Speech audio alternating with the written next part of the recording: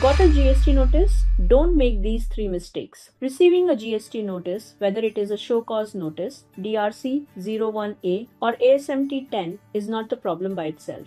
In many cases, the outcome depends on how the notice is handled at the very initial stage. At Tritex, we regularly assist businesses in handling GST notices, tax demands, and early stage litigation risks. Our approach is not limited to filing a routine reply. We focus on understanding the allegation, evaluating the documents, and building a legally sustainable response. In many GST matters, the right strategy at the notice stage itself can significantly reduce future exposure. The first mistake is ignoring it. A GST notice does not simply lapse. It can escalate into penalty proceedings, recovery actions, blocked input tax credit, and increased financial and legal exposure. The second mistake is replying without properly understanding the issue or without legal backing. An incorrect or incomplete response at the notice stage can seriously weaken the taxpayer's position at adjudication and appellate levels. In such matters, replies must be aligned with statutory provisions, supporting documents, and settled judicial precedents. The third mistake is handling it without structured expert support.